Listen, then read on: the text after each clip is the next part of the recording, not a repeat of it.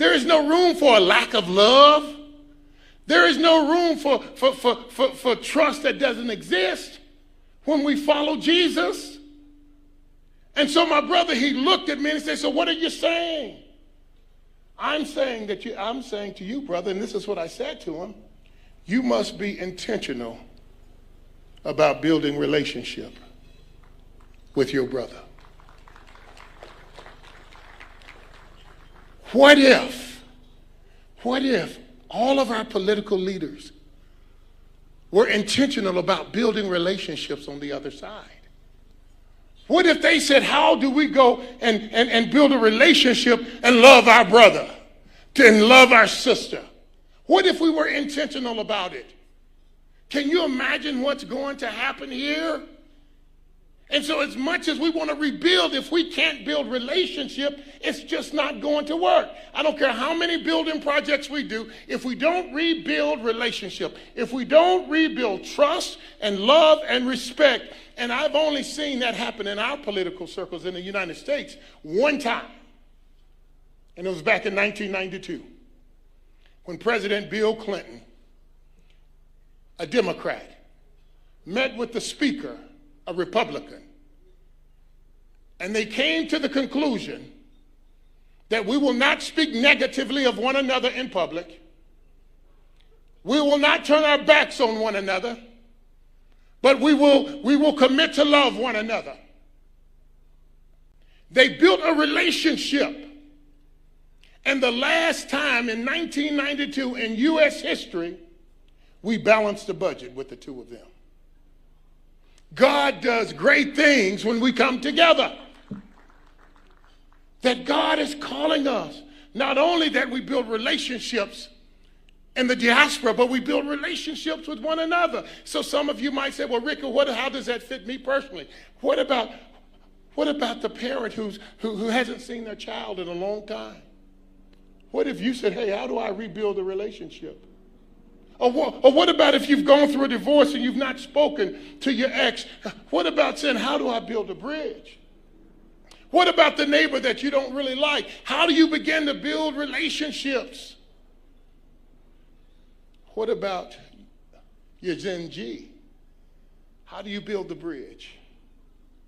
You know, I have children. I have 5 children, 4 boys and 1 girl. What's fortunate is my 1 girl can beat up all of her brothers, but I have 5 children. And I remember last year coming to the prayer breakfast. And when my brother Earl and I got back home, we saw the Gen Z's frustration. And Earl asked, Rick, what do you think the problem is? What Gen Z is dying, and I'm talking because I have Gen Zs. They're dying to be loved. They're dying for a seat at the table. They're dying to be respected.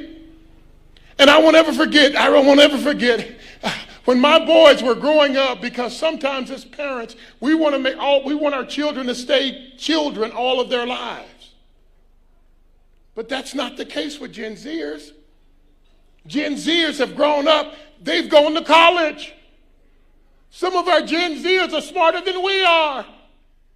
I have a daughter, she's a doctor. Whenever I need advice on my health, I don't go to a hospital, I call my daughter.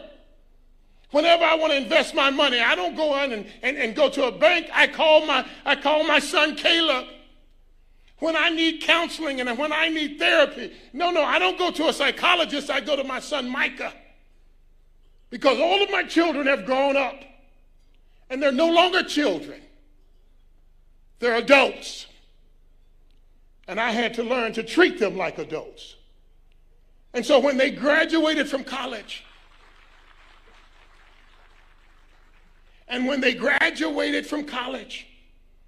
I took each of them out to dinner. And I gave them a kiss. And I said, you are now an adult. I expect you to make decisions like an adult. I don't have to go and live anywhere in your neighborhood. None of my kids live within 1,000 miles of where I live. But they all act like adults. And one of the most frustrating things that could happen to a Gen Zer is that you keep treating them like a child. And I got to tell you, I started praying for Kenya because, I work with young people. I mentor young people. I understand a little bit about their minds. And one of the things I prayed for is I said, here's my prayer. I said, Lord, I pray the adults would apologize to our Gen Zers.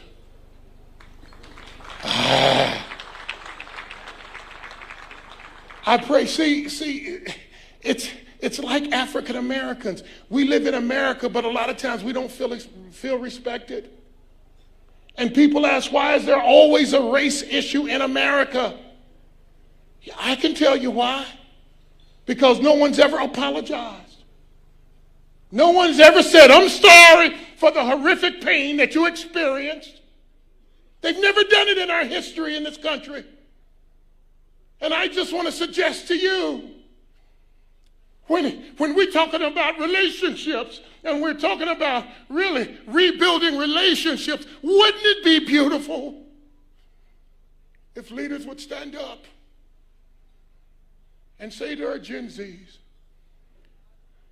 we had you arrested. And we know that had to be traumatizing. And we're sorry.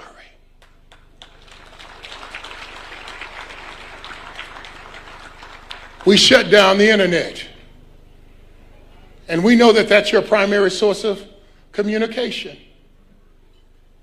And we're sorry.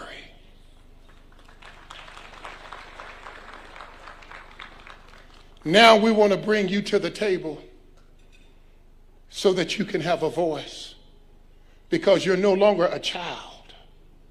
You're an adult. And we want to begin to say, how do we begin to treat you like an adult? I won't ever forget the time, and I'm almost done.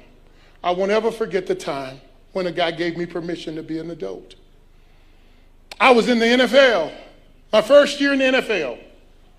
We had a coach he was a German guy by the name of Marty Schottenheimer.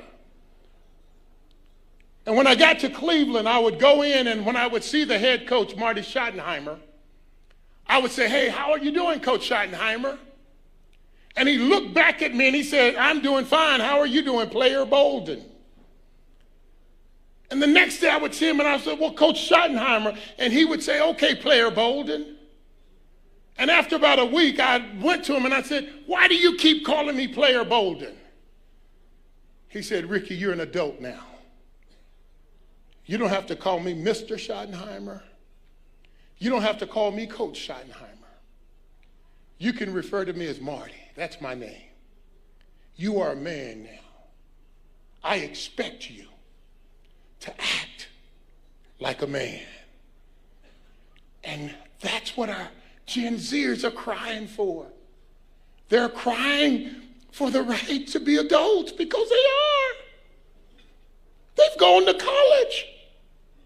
They've buying their own house. They're getting married. They're adults. And I want to encourage you even here today, Kenya.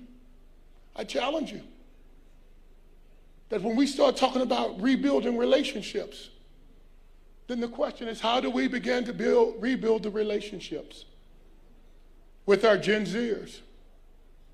Because they love you, they care for you, they respect you, but they don't feel respected.